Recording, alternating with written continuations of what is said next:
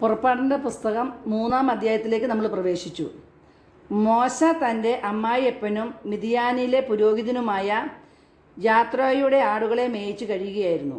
അവൻ മരുഭൂമിയിലൂടെ മറുഭാഗത്തേക്ക് ആടുകളെ നയിക്കവേ ദൈവത്തിൻ്റെ മലയായ ഹോറേബിൽ എത്തിച്ചേർന്നു. അവിടെ ഒരു മുൾപടർപ്പിൻ്റെ മധ്യത്തിൽ നിന്ന് ജ്വലിച്ചുയർന്ന അഗ്നിയിൽ കർത്താവിൻ്റെ ദൂതൻ അവന് പ്രത്യക്ഷപ്പെട്ടു. അവൻ ഉറ്റുനോക്കി മുൾപടർപ്പ് കത്തി ജ്വലിക്കുകയായിരുന്നു, എങ്കിലും അത് എരിഞ്ഞു ചാമ്പലാകുന്നില്ല. അപ്പോൾ മോശ പറഞ്ഞു, ഈ മഹാദൃശ്യം ഞാൻ അടുത്തു ചെന്ന് ഒന്ന് കാണട്ടെ. മുൾപടർപ്പ് എരിഞ്ഞു ചാമ്പലാകുന്നില്ലല്ലോ. അവൻ ഇതു കാണുന്നതിന് അടുത്തു ചെല്ലുന്നത് കർത്താവ് കണ്ടു. മുൾപടർപ്പിൻ്റെ മധ്യത്തിൽ നിന്ന് ദൈവം അവനെ വിളിച്ചു, മോശേ മോശേ. അവൻ വിളി കേട്ടു, ഇതാ ഞാൻ. അവിടുന്ന് അരുളി ചെയ്തു, അടുത്തു വരരുത്, നിന്റെ ചെരുപ്പ് അഴിച്ചു മാറ്റുക. എന്തുകൊണ്ടെന്നാൽ നീ നിൽക്കുന്ന സ്ഥലം പരിശുദ്ധമാണ്. അവിടുന്ന് തുടർന്നു, ഞാൻ നിന്റെ പിതാക്കന്മാരുടെ ദൈവമാണ്, അബ്രാഹത്തിൻ്റെയും ഇസഹാക്കിൻ്റെയും യാക്കോബിൻ്റെയും ദൈവം. മോശ മുഖം മറച്ചു. ദൈവത്തിൻ്റെ നേരെ നോക്കുവാൻ അവന് ഭയമായിരുന്നു.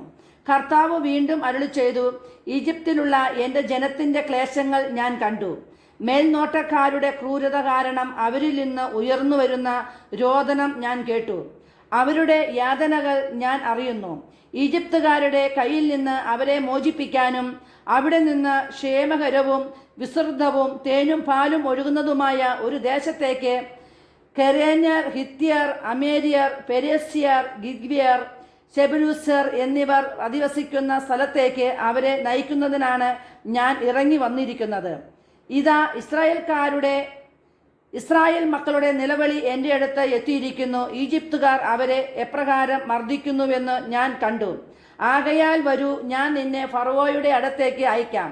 നീ എൻ്റെ ജനമായ ഇസ്രായേൽ മക്കളെ ഈജിപ്തിൽ നിന്ന് പുറത്തു കൊണ്ടുവരണം.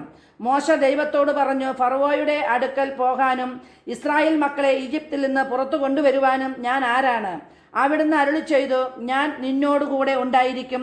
ഞാനാണോ നിന്നെ അയക്കുന്നത് എന്നത് ഇതായിരിക്കും. Praise the Lord. ഹല്ലേലൂയ.